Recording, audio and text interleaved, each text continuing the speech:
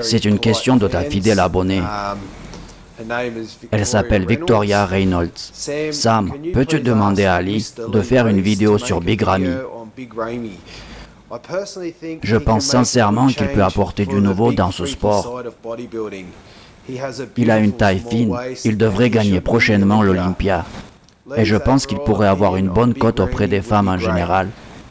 Ta fidèle fan, Victoria Reynolds de Denver, Colorado. Honnêtement, je ne l'ai jamais vu en vrai. Mais quand il est venu en Australie, les gens disaient que son coach, Dennis James, était plus impressionnant que lui.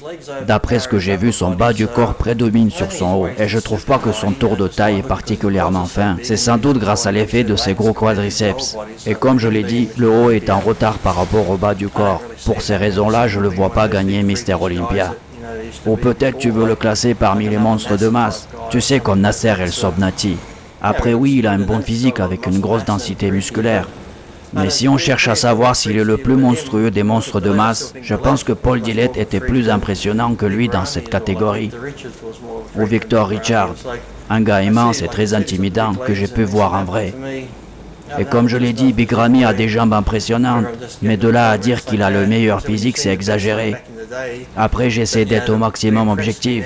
Et puis, pour impressionner un gars comme moi qui a concouru avec les meilleurs, tu dois avoir quelque chose de très spectaculaire. Je reconnais que Big Ramy est une montagne de muscles, mais pourtant il ne m'impressionne pas. Pas comme Dorian Yates ou Ronnie Coleman quand il raflait le titre sur titre à l'Olympia. Donc je vois pas du tout Big Ramy gagner l'Olympia.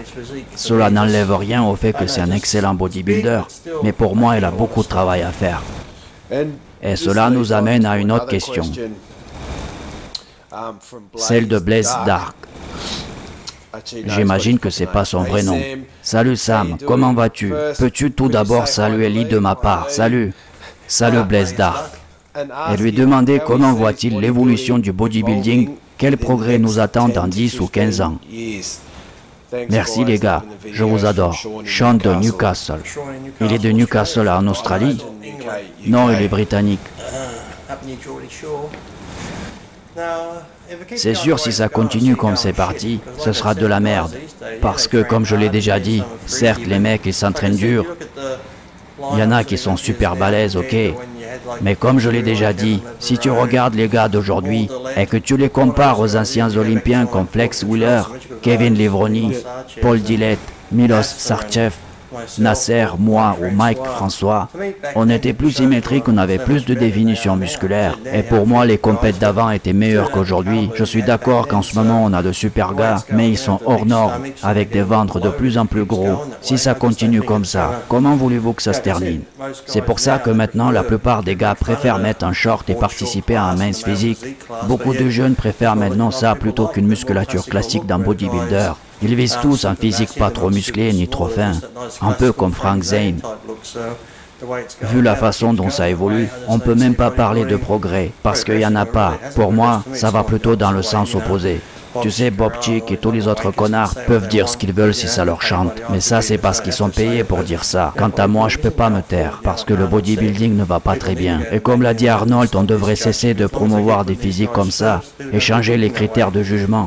On devrait mettre plus en avant des gars avec des physiques symétriques qui ont une bonne définition musculaire et un bon relief, plutôt que des gars avec une grosse densité musculaire. Si vous les récompensez tout le temps, c'est normal qu'ils ne changent pas. Au contraire, ils continuent à être de plus en plus denses. Pour moi, le bodybuilding n'évolue pas, il régresse.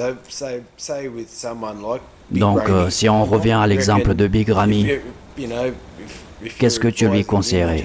De perdre un peu de densité, de travailler plus. Je lui conseillerais de se concentrer sur sa définition musculaire. Il devrait viser une densité du muscle raisonnable. Pourquoi pas essayer de prendre davantage au niveau des bras et diminuer légèrement le volume des cuisses. De toute façon, il faut travailler plus la définition.